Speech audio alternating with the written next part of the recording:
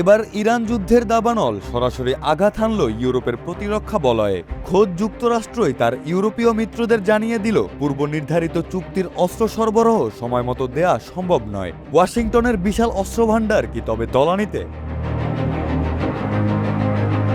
রয়টার্সের এক প্রতিবেদনে উচ্চ পর্যায়ের একাধিক সূত্রের বরাতে দাবি করা হয়, এই বিলম্বের সবচেয়ে বড় প্রভাব পড়বে বাল্টিক অঞ্চল ও স্ক্যান্ডিনেভিয়ার দেশগুলোতে। রাশিয়ার হুমকির মুখে থাকা এই দেশগুলো মার্কিন অস্ত্রের জন্য দীর্ঘ প্রতীক্ষায় থাকলেও সেই অপেক্ষার প্রহর এখন আরও দীর্ঘ হচ্ছে। সাধারণত ফরেন মিলিটারি সেলস কর্মসূচির আওতায় মিত্র দেশগুলো ওয়াশিংটন থেকে সরাসরি সমরাস্ত্র কিনে থাকে, তবে বর্তমান ভূরাজনৈতিক প্রেক্ষাপটে সেই নিয়মে বড় ধরনের ছেদ পড়েছে। ইরানের সঙ্গে ইসরায়েল যুক্তরাষ্ট্র সরাসরি সংঘাত শুরু হওয়ার পর থেকেই মার্কিন অস্ত্রের চাহিদা আকাশচুম্বী হয়ে পড়ে। ফলে মার্কিন প্রতিরক্ষা শিল্পের উৎপাদন ক্ষমতা এখন খাদের কিনারে। পেন্টাগন এখন হিমশিম খাচ্ছে কাকে রেখে কাকে অস্ত্র দেবে সেই হিসাব মেলাতে।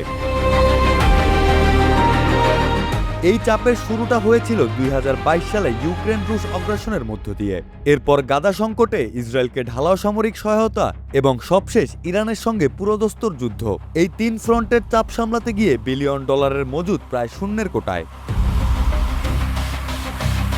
প্রতিরক্ষা বিশ্লেষকদের মতে মার্কিন ভান্ডারে সবচেয়ে বেশি টান পড়েছে আর্টিলারি সিস্টেম, অত্যাধুনিক গোলাবারুদ এবং অ্যান্টি ট্যাঙ্ক মিসাইলের ক্ষেত্রে। দ্রুত ফুরিয়ে আসছে যুদ্ধক্ষেত্রে গেম চেঞ্জার হিসেবে পরিচিত এসব সমরাস্ত্র। তবে সবচেয়ে বড় সংকটের নাম এখন মিসাইল ডিফেন্স সিস্টেম। ইরানের ব্যালিস্টিক মিসাইল ও ড্রোন ঠেকাতে বিপুল সংখ্যক PAC-3 প্যাট্রিয়ট ইন্টারসেপ্টর ব্যবহার করেছে যুক্তরাষ্ট্র। ঠিক একই প্রতিরক্ষা ব্যবস্থা এখন ইউক্রেনের আকাশ রক্ষাতেও জরুরি। একই ধরনের অস্ত্রের এই বহুমুখী চাহিদা সরবরাহ চেইনকে একরকম পঙ্গু করে দিচ্ছে।